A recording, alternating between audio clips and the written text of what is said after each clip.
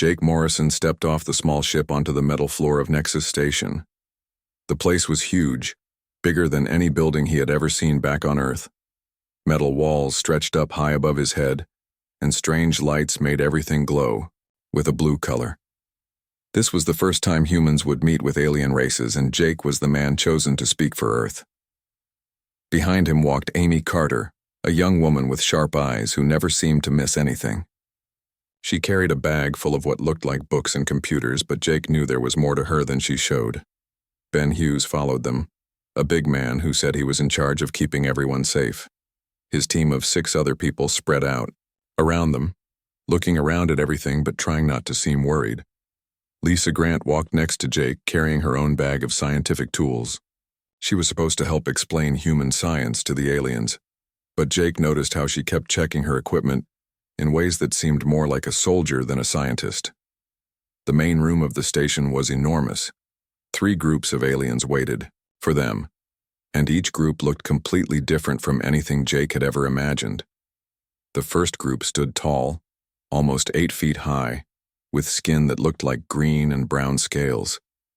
Their leader had yellow eyes and teeth that looked sharp enough to cut metal. These were the HFY, and they had built an empire by conquering other worlds.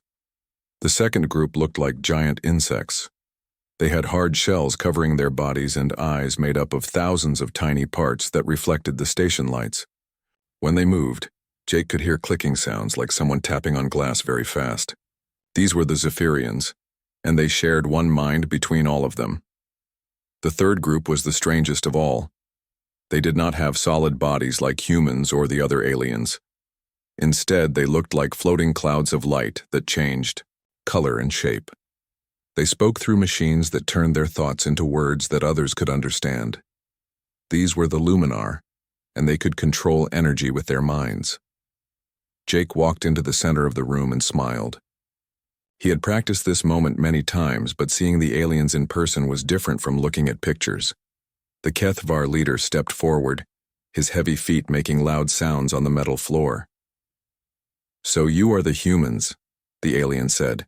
His voice was deep and rough like rocks grinding together. "I am War Commander Thaxel. We have heard stories about your kind. You come from a small world and have only just learned to travel between stars. What makes you think you can stand with the great powers of this galaxy?" Jake kept his smile calm and friendly. "We believe that new ideas can be just as valuable as old wisdom, Commander. Sometimes it helps to have fresh eyes look at old problems." The insect alien moved forward, making rapid clicking sounds. A machine near them spoke in a voice that sounded like it came from far away. "I am Hive Speaker Zikath 9. Your species is weak. You have no hard shell to protect you, no natural weapons, no shared mind to make you strong. How do you even survive on your world?" Lisa Grant stepped forward to answer. "We work together. We have found that when many people help each other, they can do things that none of them could do alone." The cloud of light that was the Luminar representative pulsed with different colors. The machine that spoke for them made a sound almost like laughter. How interesting, a species that survived not by being stronger or faster, but by helping each other. Jake spent the next few hours answering questions about Earth and humanity. The aliens wanted to know about human cities, human technology, and human government. They seemed surprised that humans did not all think the same way or follow one leader without question. War Commander Thaxel talked about the HFY Empire, which had conquered 17 different star systems over 1,000 years. He described battles where his people had destroyed entire fleets and forced whole worlds to surrender. His yellow eyes seemed to glow when he talked about war and conquest. The Zephyrian Hive speaker explained how their people shared one mind, across billions of individuals. They could work together perfectly because they all thought the same thoughts and wanted the same things. They had consumed the resources of 43 worlds to feed their growing population. The Luminar representative demonstrated their power by making the lights in the room dance and change shape. They could turn energy into matter and matter into energy just by thinking about it. They had learned to reshape entire moons to better collect starlight for their needs. Through it all, Jake listened carefully and asked good questions. He took notes and seemed genuinely interested in what each alien race had to say. Amy Carter watched everything with her sharp eyes while Ben Hughes and his team stayed alert, but tried not to look threatening. When the first day of meetings ended, Jake felt tired but hopeful. The aliens were clearly much more powerful than humans, but they seemed willing to talk. Maybe there really could be peace between the species. That night, in the human quarters, Jake met with his team to discuss what they had learned. "They are testing us," Amy said. "Every question, every demonstration of their power, it is all meant to see how we react." Ben nodded. "My people have been watching their people. The aliens have more guards here than they admitted. A lot more." Lisa looked up from her computers. "I have been scanning their technology. It is advanced, but not in ways that should make peaceful contact impossible." Jake poured himself a cup of coffee, one of the few things from Earth that he had been allowed to bring. "Tomorrow we will learn more about what they really want from us. For now, everyone should get some rest." But as Jake lay in his bed that night, he could not shake the feeling that something was wrong. The aliens had been polite, but there was something in their eyes that reminded him of predators watching prey. He hoped he was wrong, but years of experience had taught him to trust his instincts. Outside his window, the stars looked the same as they did from Earth, but Jake knew that everything was about to change. The second day of talks began early. Jake Morrison woke up before sunrise, though on the space station there was no real sunrise to see. He dressed in his simple blue suit and joined his team for breakfast. The food was basic, but filling. Nothing fancy that might make the aliens think humans were trying to show off. Amy Carter sat across from him, eating quietly while reading reports on her small computer. "The alien delegations were very active last night," she said in a low voice. "Lots of movement between their quarters." Ben Hughes nodded as he drank his coffee. "My team counted at least 30 HFY warriors on the station. They only told us about 12. The Zephyrians brought twice as many as they reported, too." Lisa Grant looked worried. "The energy readings from the Luminar section are much higher than what they should need for their delegation. It looks like they have some kind of weapons charging." Jake finished his breakfast and stood up. "We knew this might happen. Everyone stays calm and does their job. If they wanted to attack us right away, they would have done it yesterday." The meeting room looked the same as before, but Jake noticed small changes. The aliens had positioned themselves differently, creating better angles if they needed to surround the humans. More guards stood near the exits, though they tried to make it look casual. War Commander Thaxel began the day by talking about HFY military history. He described battles in great detail, explaining how his people had defeated every enemy they had ever faced. His yellow eyes stayed fixed on Jake as he spoke, like he was looking for signs of fear. "The key to victory," Thaxel said, "is knowing when your enemy is weak. The HFY Empire has grown strong by striking first when we face a new threat." Jake nodded politely. "That is certainly one approach to dealing with conflict. On Earth, we have found that understanding often works better than fighting." The Zephyrian hive speaker clicked rapidly, and their translation machine spoke. "Understanding is only possible between equals. When one species is clearly superior to another, the inferior species must accept guidance from those who know better." "And what happens if they refuse this guidance?" Jake asked. The clicking sounds became faster and louder. "Then they learn the consequences of their choice." The Luminar representative pulsed with red and orange light. "The universe has natural orders that must be maintained. Chaos must be corrected or removed to preserve harmony." Jake spent the morning listening to more stories about alien conquests and the importance of maintaining order in the galaxy. Each species seemed to be trying to impress him with their power, while also warning him about what happened to those who opposed them. During a break, War Commander Thaxel approached Jake alone. The big alien looked down at him with those predator eyes. "Ambassador Morrison, you seem different from what we expected of humans. Our information suggested your people were primitive and weak, but you do not act like a weak creature." Jake poured himself another cup of coffee from the small pot he carried. "What makes someone strong or weak is not always obvious, Commander. We have learned that appearances can fool people. Indeed they can. Thaxel's lips pulled back to show his sharp teeth. Tell me, what does Earth really want from this meeting? Peace, Jake answered without hesitation.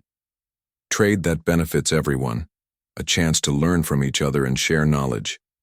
We believe the galaxy is big enough for all of us to live well, and if we decide that Earth is not ready for such cooperation, Jake met the alien's stare calmly. Then we will respect your decision and find other ways to exist in the same galaxy. Thaxel studied him for a long moment, then walked away without another word. After lunch, Amy Carter pulled Jake aside and showed him data on her computer. I have been monitoring alien communications. They are using codes, but our computers can break some of them. All 3 species have been talking to each other in secret. What are they saying? Jake asked. They are planning something together. The exact details are still coded, but they keep using words that translate to things like threat removal and containment protocol. Lisa Grant joined them with her own findings. The energy patterns from all 3 alien groups are synchronizing. Whatever they are planning, they are coordinating it very carefully. Ben Hughes appeared beside them, his face serious. My people have identified at least 50 alien fighters now on the station. That is 5 times what they claim to bring. They have been moving weapons and equipment during the night shifts. Jake looked at his team, then back toward the meeting room where the aliens waited. How long do we have? Based on their communication patterns, Amy said. Probably not long. Maybe tomorrow, maybe sooner. What are our options? Jake asked. Ben checked his watch. We could call for immediate evacuation. The shuttle could have us off the station in 20 minutes. No, Jake said firmly. We came here to do a job. Earth needs to know what these species really intend toward humanity. We stick to the mission. Lisa looked concerned. Jake, if they are planning what we think they are planning, we might not survive to report back. Jake smiled, and for just a moment his diplomatic mask slipped to show something harder underneath. Who says we are not going to survive? The afternoon session focused on technology sharing. Each alien species demonstrated some of their advanced capabilities, clearly trying to show how much more developed they were than humanity. The Kethvar showed weapons that could destroy entire buildings. The Zephyrians demonstrated their ability to coordinate thousands of individuals with perfect timing. The Luminar reshaped matter with their minds, turning metal into crystal and back again. Jake watched it all with the same polite interest he had shown everything else. He asked technical questions and took careful notes. His team observed everything and recorded what they could. But Jake noticed other things too. He saw how the alien guards had positioned themselves to block all the exits. He noticed how the demonstrations always seemed to end with weapons pointing in the direction of the human delegation. He observed how the aliens kept checking timepieces and looking at each other with anticipation. As the day ended, Jake gathered his team one more time. They will make their move tomorrow, he said quietly. Probably during the morning session, when we are all together in the main room. Amy nodded. All the signs point to it. They have been building up to something big. Ben smiled grimly. Then I guess tomorrow is when we find out what humans are really made of. Lisa checked her equipment one more time. Are you sure about this plan, Jake? We could still call for help. Jake looked out the window at the stars beyond the station. Somewhere out there was Earth, with billions of people who were counting on this mission to secure their future among the stars. The aliens thought they were dealing with a weak, primitive species that could be easily controlled or eliminated. They were about to learn how wrong they were. Get some rest, everyone, Jake said. Tomorrow is going to be a very interesting day. The third day started like the others, but Jake Morrison could feel the tension in the air as soon as he entered the meeting room. The alien delegations had arranged themselves differently, forming a loose circle around where the humans usually sat. More guards stood at every exit, and Jake counted at least 20 weapons that he could see. War Commander Thaxel stood in the center of the room, his massive frame casting long shadows under the station lights. His yellow eyes gleamed with something that looked like excitement. Behind him, the other Kethvar warriors stood ready, their clawed hands resting on their weapon belts. The Zephyrian delegation had spread out along the walls, their insect bodies clicking and chittering in rapid bursts. Jake knew enough about their communication to recognize battle coordination signals. The Luminar representatives floated higher than usual, their energy forms pulsing with colors that their translation machines said meant aggression and dominance. Amy Carter walked beside Jake, her sharp eyes taking in every detail. Her bag of diplomatic supplies seemed heavier today, and she carried it differently than she had before. Ben Hughes and his security team spread out behind them, trying to look relaxed while positioning themselves for whatever was about to happen. Lisa, Grant activated her scientific instruments, but Jake noticed she was scanning for weapons and energy buildups rather than gathering research data. Her readings must have been troubling, because her face went pale as she looked at the results. Ambassador Morrison, War Commander Thaxel began, his voice echoing through the large chamber. We have spent 3 days learning about humanity and your place in this galaxy.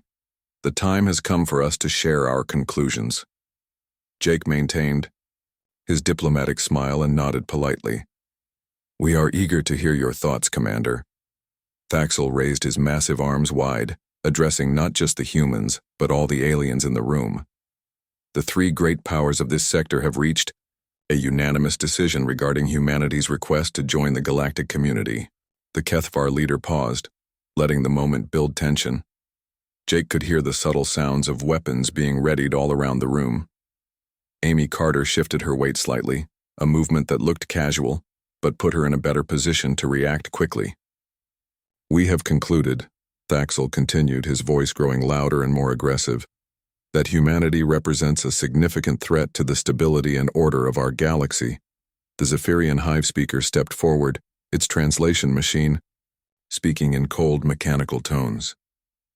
Human concepts of individual freedom and chaotic thinking patterns are dangerous infections that could spread to other species. This cannot be allowed. The Luminar representative pulsed with red and orange energy. Humanity's unpredictable nature disrupts the natural harmony of space and time.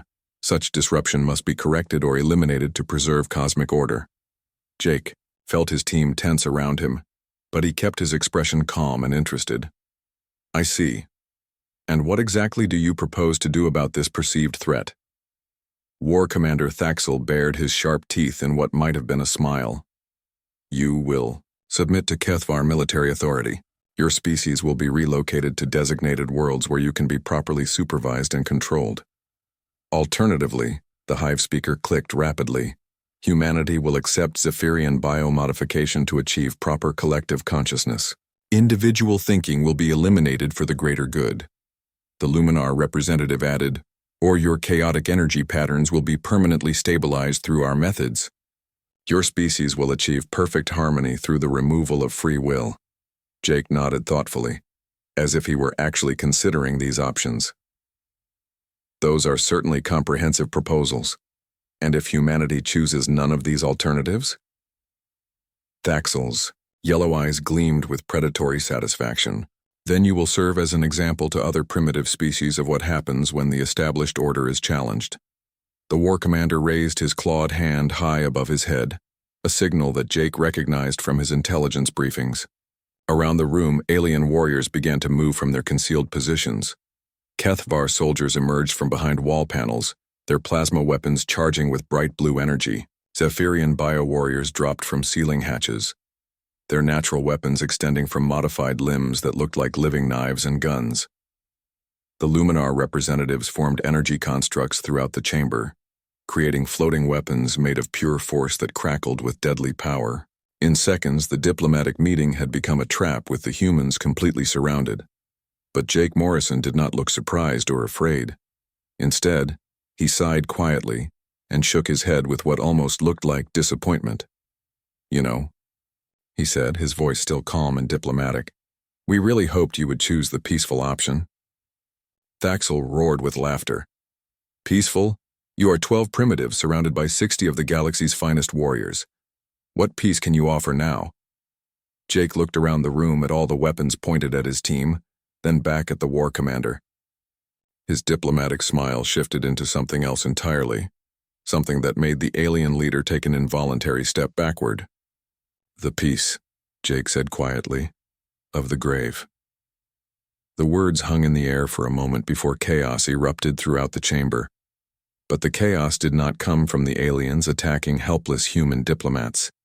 Instead, it came from the discovery that the humans were not diplomats at all. Jake Morrison moved faster than any alien in the room had thought possible. His hand disappeared into his jacket and emerged with a weapon that should not have existed on a diplomatic station. The gun barked 3 times, and 3 HFY warriors fell with smoking holes in their chests before anyone else could react. "Amy, initiate Protocol 7, Jake called out, his voice now carrying the crisp authority of a military commander. "Protocol 7 confirmed, Colonel Morrison," Amy Carter replied, as she threw aside her bag of diplomatic supplies and pulled out a military assault rifle that had been disguised as scientific equipment.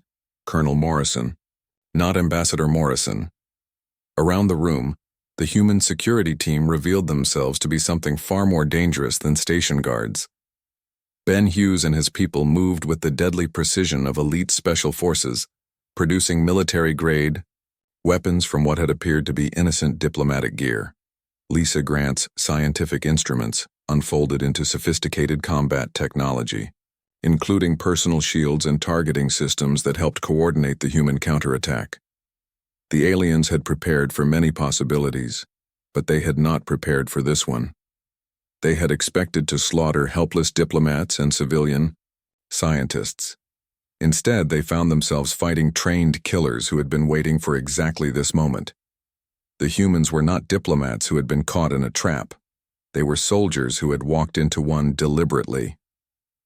The battle that followed lasted only minutes, but those minutes changed everything the aliens thought they knew about humanity.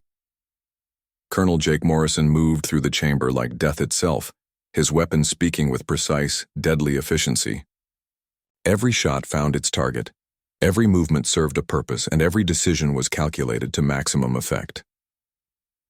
War Commander Thaxel watched in growing horror as his elite warriors fell around him. These were soldiers who had conquered star systems, who had never known defeat in 1,000 years of warfare. Yet they were being cut down by creatures they had dismissed as primitive and weak. "Impossible!" Thaxel roared as he fired his plasma weapon at Jake's position. "Our intelligence report showed you were defenseless. Where did you get such weapons?" Jake rolled behind a metal barrier, his rifle switching to automatic fire. "Your intelligence was correct, Commander. We are primitive.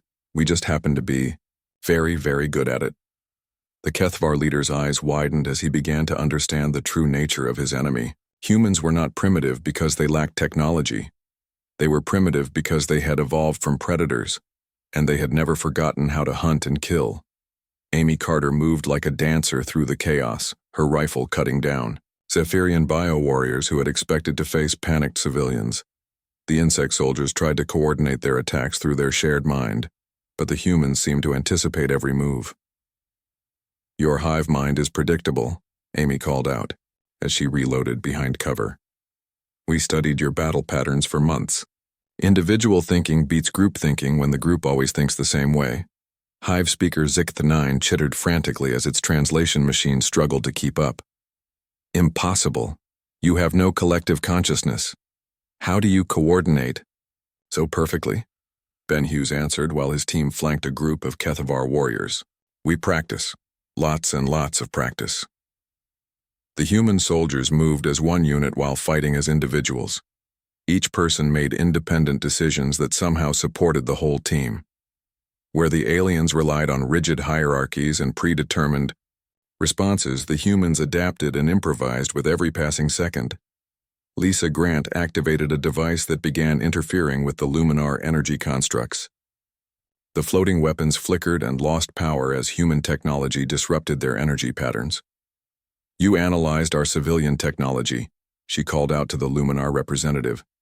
"This is our military technology. There is a significant difference."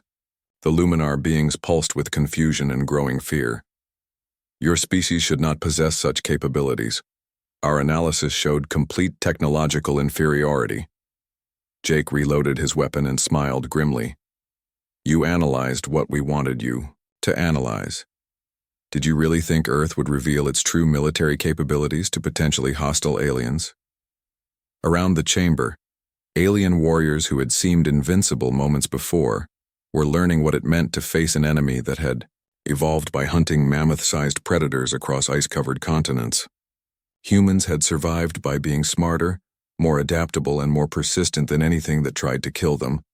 The HFY had conquered through superior strength and technology, but humans had learned to win through superior tactics and the willingness to do whatever was necessary to survive.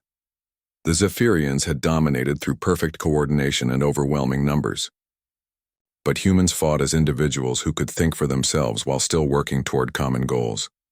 The Luminar had controlled their enemies through superior energy manipulation and the ability to reshape matter with their minds. But humans had studied their abilities and built technology specifically designed to counter them. War Commander Thaxel found himself backed against a wall, his weapon empty, and half his warriors dead or wounded. Jake Morrison approached him slowly, his rifle trained on the alien leader's chest. "You want to know what makes humans dangerous?" Jake asked. "It is not our strength or our speed or our technology. It is that we never stop learning. Every time someone beats us, we figure out how they did it and make sure it never happens again." The war commander stared at the human soldier with something approaching respect. "You planned this, all of it." "Of course we planned it," Amy Carter said as she secured the last of the Zephyrian positions. "Did you think Earth would send its real diplomats to meet 3 potentially hostile alien civilizations without backup?" Lisa Grant activated her communications equipment. "Fleet Command, this is Deep Cover Team Alpha. The diplomatic cover has been compromised. Recommend immediate deployment of Battle Group 7. Ben Hughes checked his tactical display and smiled. "The real negotiations start now." As if summoned by his words, the space around Nexus Station filled with human warships. Not the small exploration vessels the aliens had observed in human space, but military craft designed for one purpose: winning wars. Battleships, carriers, destroyers, and support vessels appeared from hyperspace jumps with perfect timing. The 3 alien fleets that had been positioned to destroy the helpless human delegation found themselves facing Earth's 5th Fleet. Humans had not brought 12 people to a diplomatic meeting. They had brought 12 soldiers and 60,000 more in supporting positions. War Commander Thaxel watched the tactical displays with growing understanding. This was all planned from the beginning. Every detail, Colonel Morrison confirmed. "We have been monitoring your communications since before we made first contact. We knew about your secret alliance. We knew about your plans to eliminate the human threat. We knew exactly what kind of diplomacy you practiced." Hive speaker Zkeith 9 clicked weakly from where it lay wounded. "But why the deception? Why not arrive with your full military force from the start?" Jake's expression softened slightly. "Because we really did want peace. We hoped you might choose cooperation over conquest. We prepared for war, but we preferred diplomacy." The Luminar representative flickered with dim, defeated light. "And now?" Amy Carter gestured toward the tactical displays showing human ships surrounding the station. "Now we discuss new terms that involve respect for human sovereignty, trade agreements that benefit all parties, and a mutual non-aggression pact that actually means something." Lisa Grant pulled up holographic displays showing the true extent of Earth's military capabilities. Ships, weapons, defensive systems, and technologies that the aliens had never imagined. "We are prepared to share beneficial knowledge and establish peaceful coexistence, but understand this clearly: Earth protects its own." Jake holstered his weapon and straightened his jacket, transforming back into something resembling a diplomat. But now the aliens could see the predator that had always been lurking beneath the polite surface. "Attack us, threaten us, or attempt to enslave us," he said quietly. "And you will discover why humans are the apex predators on a planet where everything tried to kill us for millions of years." The chamber fell silent, except for the groans of wounded aliens and the quiet efficiency of human soldiers securing the area. 3 species that had dominated their regions of space for centuries lay defeated by 12 humans who had pretended to be something they were not. The age of human diplomacy had begun, and the galaxy would never be the same. War Commander Thaxel slowly pulled himself upright, his scaled hide marked with burns from human weapons. Around him, the chamber that had been designed as a trap for helpless diplomats now served as a demonstration of human military capability. Dead and wounded alien warriors lay scattered across the floor, proof that the galaxy's established powers were not as dominant as they had believed. "You fight with honor, humans," Thaxel said, his voice carrying genuine respect despite his defeat. "The Kethvar Empire has never encountered an enemy quite like you." Colonel Jake Morrison checked his weapon and nodded to the alien commander. "Honor in battle is important to us, but so is winning. Earth has learned that the most honorable fight is the one you never have to have." Amy Carter moved through the chamber, her rifle still ready but no longer needed. The remaining alien survivors had clearly lost all desire to continue fighting. "How long have you been planning this?" she asked Jake. "Since the moment we received the first alien communication," Jake replied. "Earth's leaders knew that first. Contact could go many different ways. We hoped for friendship, but we prepared for war." Ben Hughes activated his communication system, sending coded signals to the human fleet surrounding the station. "All teams report successful mission completion. Alien military capabilities have been assessed and contained." Lisa Grant began documenting the alien technology scattered around the chamber. Even in defeat, these weapons and systems represented scientific advances that could benefit humanity for generations. But she was careful to treat the wounded aliens with respect, providing medical aid where she could. The Zephyrian Hive speaker struggled to understand what had happened to its perfect plans. "We monitored your communications for months. We saw no evidence of military preparation." Jake smiled at the insect alien's confusion. "You monitored the communications we wanted you to monitor. The real planning happened through channels you never detected." "But how?" The Hive speaker clicked frantically. "Our intelligence networks are the most sophisticated in the galaxy." Amy Carter knelt beside the wounded alien, offering it water from her emergency supplies. "Your networks are sophisticated, but they are designed to understand species like yourselves. You could not imagine a species that would send its warriors disguised as diplomats." The Luminar representative flickered weakly, its energy form barely maintaining coherence. Through its translation device, it asked, "What happens to us now? Will you destroy our fleets as you destroyed our ground forces?" Jake considered the question seriously. These aliens had tried to commit genocide against humanity, but they had done so because they genuinely believed humans were a threat to galactic stability. Fear and misunderstanding had driven them to violence, not pure evil. "That depends on you," Jake said finally. "Earth is not interested in conquest or revenge. We came here seeking peaceful coexistence, and that offer still stands.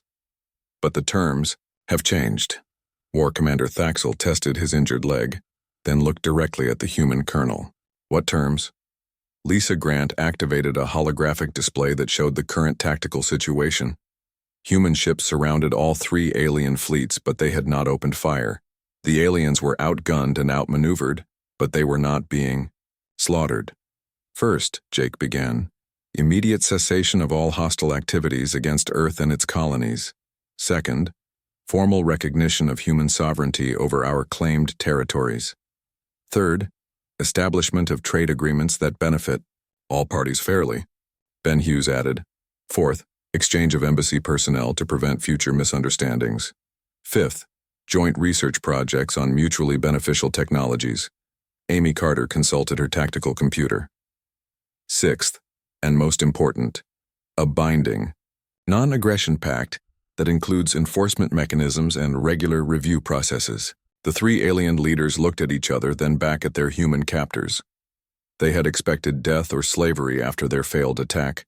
Instead, they were being offered a chance to join a galactic community based on mutual respect rather than domination. "You would trust us after we tried to destroy you?" Thaxel asked. Jake's expression became serious.